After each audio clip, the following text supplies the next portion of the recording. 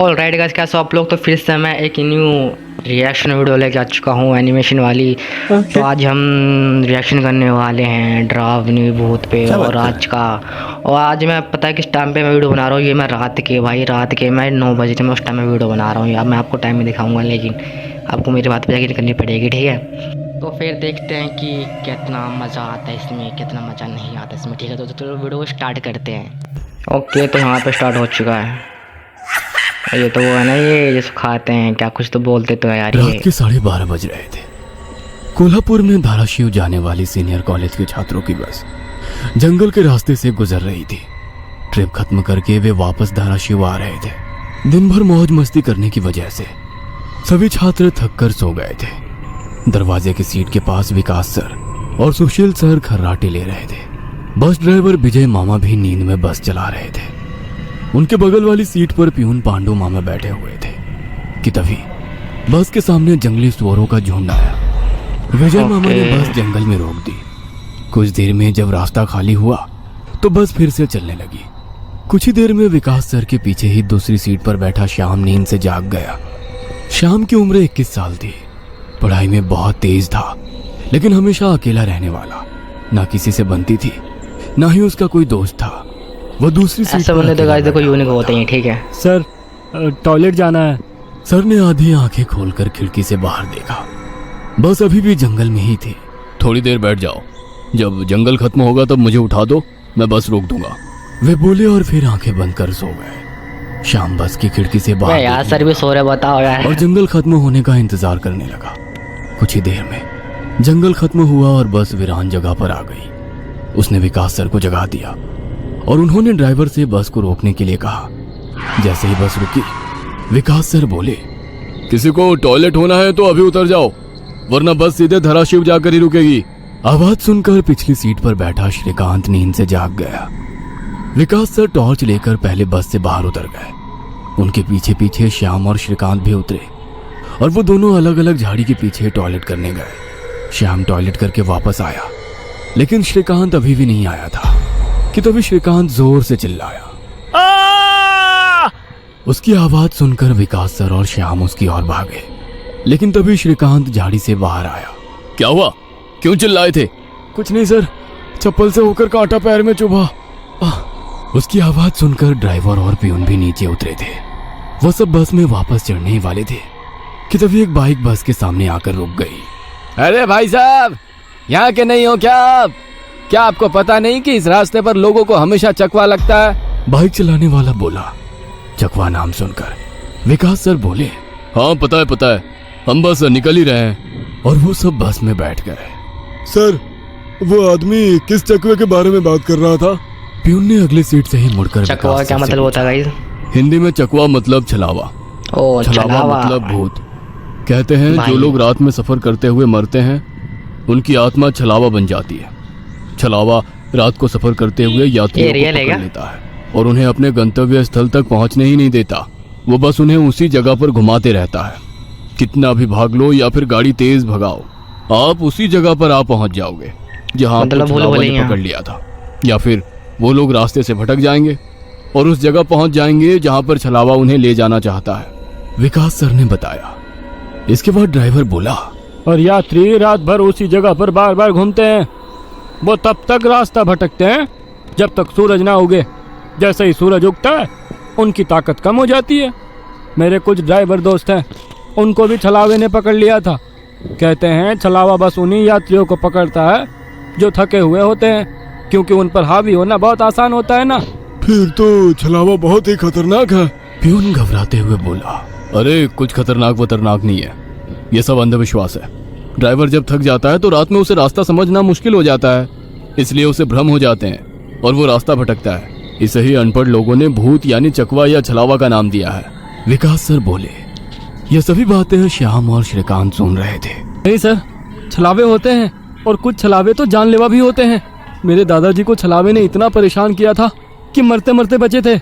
रात को जितने भी एक्सीडेंट होते हैं उनमें से कुछ ना कुछ एक्सीडेंट छलावे के कारण ही होते हैं। वो रात के बेरहम शिकार होते हैं। यात्रियों की थकान और डर ही उनकी ताकत होती है।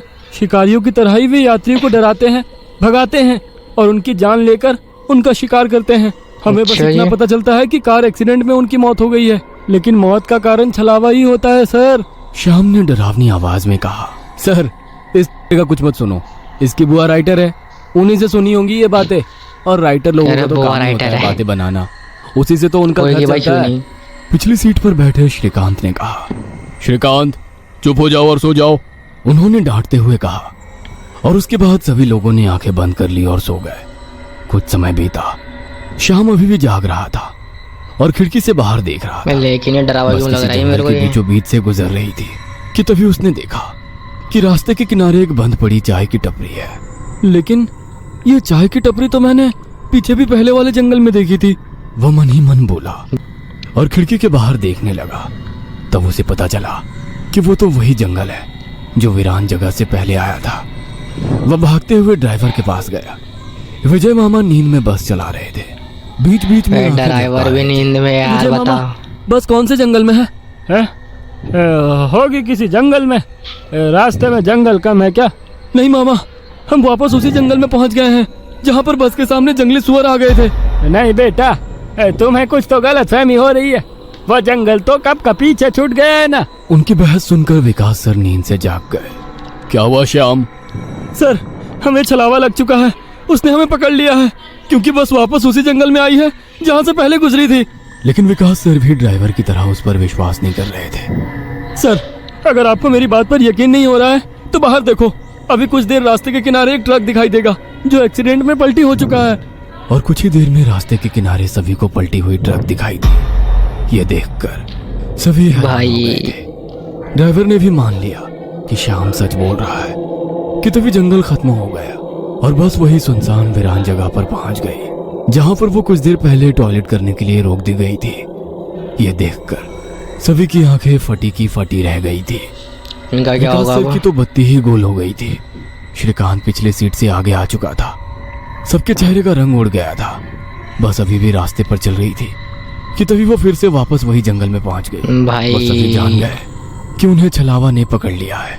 ड्राइवर कोई दूसरा रास्ता मिलता है या नहीं ये देख रहा था, लेकिन फिर भी बस वापस उसी जंगल में आ जाती थी। ऐसा लग रहा था कि मानो पूरी दुनिया में बस वही एक रास्ता है जो घूम फिर कर उसी जंगल में ले आता है। सर भूल भूल अभी बोलेंगे छलावे सो तो से गए कैसे निकले? मैंने सुना है कि छलावे से बाहर तभी निकल सकते हैं जब सुबह हो जाए। इसका मतलब हमें रात भर इसी सड़क से गुजरना होगा, जंगल से वीराने में और वीराने से जंगल में। क्यों ना हम सुबह होने का इंतजार करते हुए उसी वीरान जगह पर रुक जाए। ड्राइवर बस चलाते हुए बोला। लेकिन शायद मैंने सुना है कि छलावे में रुकना ठीक बात नहीं है।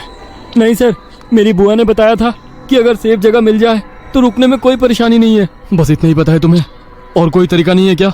है, लेकिन वो अभी के लिए नहीं है। और वैसे भी, दोस्त भाई अगर पीछे से जिस टांगे छलावे चाहिए ने हमें करते ही पकड़ा हैं। है, अगर वो कमजोर हुआ तो उसकी शक्तियाँ कुछ ही देर में कमजोर हो जाएंगी और हम छलावे से छूट जाएंगे। फिर वो छलावा हमें नहीं पकड़ सकता। इन सभी की बातें सुनकर सोए हुए सुशील सर जाग गए। अरे क्या हुआ? अरे भाई क्या इस मेरा बोल बंदे रहा का हूँ? भाव खुलिए बता। सुशील सर उबासी लेते हुए बोले। तभी सभी ने उन्हें घटी हुई घटना बता दी। यह सुनकर सुशील सर के तो मानो मैं होश इससे उड़ बड़ा ये गए। बंदा लेकिन तभी ड्राइवर सोया जोर से था, इससे चिल्लाया। वो बढ़िया था। आगे एक गांव आया है। यह सुनकर सभी लोग ड्राइवर की तरफ भागे। तब उन्हें रास्ते के किनारे एक बोर्ड दिखाई दिया जिस पर लिखा था, बोरगांव में आपका स्वागत है। यह देख सुशील सर जोर से चिल्लाए। ये तो मेरा गांव है, लेकिन हम यहाँ इतने जल्दी कैसे पहुँचे?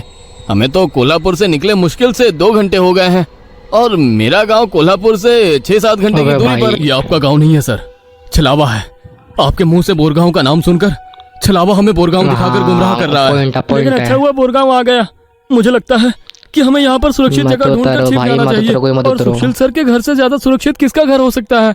लेकिन सर, छलावे में एक जगह पर रुकना खतरे से खाली नहीं है और छलावा खुद में ही खतरा है। वो खुद में सुरक्षित जगह कैसे रख सकता है? तुझे मेरे से ज्यादा पता है क्या? बचपन से मैं भूतों के बारे में सुनते और ऐसा पढ़ते आया हूँ। सिचुएशन में भाई लड़ाई तो पक्का होती है। विजय देखो मामा, बस सुशील सर के घर की तरफ ले चलो। सुशील सर ने ड्राइवर को अपने घर का रास्ता दिखाया, लेकिन तभी उन्हें उनके गली में लोगों की भीड़ दिखाई दी। बस आगे नहीं जा सकती थी, इसलिए नहीं, मत उन्होंने उतर, बस मत उतर, दूर मत ही खड़ी उतर। कर दी। भीड़ में खड़े लोग जोर उतरेंगे जोर क्योंकि से मुझे रो पता रहे है। थे और भीड़ का रुख सुशील सर के घर की तरफ ही था। भीड़ के रोने की आवाज सुनकर वे सभी लोग डर गए। सुशील सर बस से उतरे और भीड़ में घुस गए। उनके पीछे पीछे सभी भीड़ में घुस गए। वह सभी भीड़ को चीरते हुए सुशील सर के घर के सामने जा पहुंचे और आगे का नजारा देख उनकी रूह कांप उठी। भाई क्या देखा होगा इन्होंने, क्या अपना इन्होंने बॉडी देखी होगी, अपना ही रूप देखा होगा इसने। चलो ठीक है गाइस, वीडियो को यहीं खत्म करते हैं, मिलते हैं अगली वीडियो में। चैनल पर लाइक करना, कमेंट करना, सब्सक्राइब करना और दूसरा पार्ट देखने के लिए प्लीज़ चैनल को सब्सक्राइब करना। ओके, कमेंट में लिख देना #2। Okay bye.